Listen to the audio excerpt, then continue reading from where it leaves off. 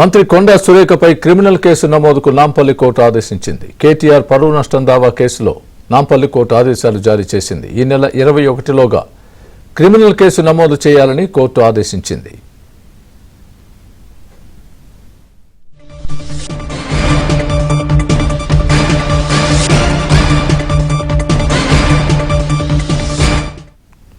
ఇదే అంశానికి సంబంధించి పూర్తి అప్డేట్ మా ప్రతినిధి ప్రవీణ్ అడిగి తెలుసుకుందాం. ప్రవీణ్, చెప్పండి. మంత్రి కొండా సురేఖపై క్రిమినల్ కేసు నమోదుకు నాంపల్లి కోర్టు ఆదేశించినట్టుగా మనం చూస్తున్నాం.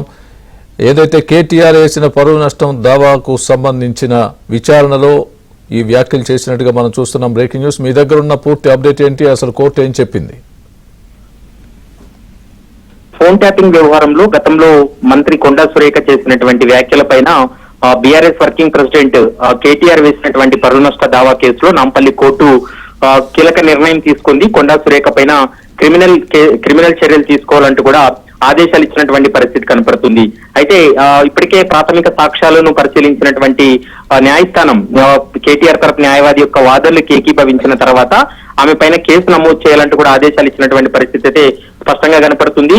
అయితే సురేఖపై ఆగస్టు 21లోగా క్రిమినల్ కేసు నమోదు చేయాలంటూ కూడా ఇప్పటికే డైరెక్షన్స్ ఇచ్చినటువంటి పరిస్థితి కనపడుతుంది. ముఖ్యంగా గతంలో ఫోన్ ట్యాపింగ్, డ్రగ్స్ తో పాటు సమంత విడాకుల వ్యవహారంలో బీఆర్ఎస్ వర్కింగ్ ప్రెసిడెంట్ కేటీఆర్ పైన నిరాధారమైనటువంటి ఆరోపణలు చేసిందంటూ కూడా వాదనలు వినిపించడం జరిగింది. దీంతో సుదీర్ఘంగా ఇటు కొండా సురేఖ వాదనలు, మరోవైపు కేటీఆర్ యొక్క వాదనలు విన్న తర్వాత నాంపల్లి స్పెషల్ కోర్టు అయితే మాత్రం ఆమె పైన క్రిమినల్ కేసు నమోదు చేయాలంటూ కూడా ఆదేశాలు ఇచ్చింది.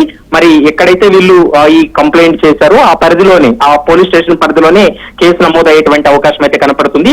ఆగస్టు 21లోగా కేసు నమోదు అయిన తర్వాత దానిపైన మరొకసారి మేము న్యాయ పోరాటం కొనసాగిస్తాం, ఆ ఎఫ్ఐఆర్ పైన ఖచ్చితంగా క్లాష్ కు వెళ్తాం అనేటువంటి అంశాన్ని అయితే మాత్రం కొండా సురేఖ చెప్తుంది. ప్రస్తుతం కేటీఆర్ వేసినటువంటి పిటిషన్ అయితే మాత్రం క్లోజ్ చేస్తూ ఈ కేసులో కీలకమైనటువంటి తీర్పును కూడా వెల్లడించినటువంటి పరిస్థితి కనపడుతుంది. Swamy, right Praveen, thanks for the update.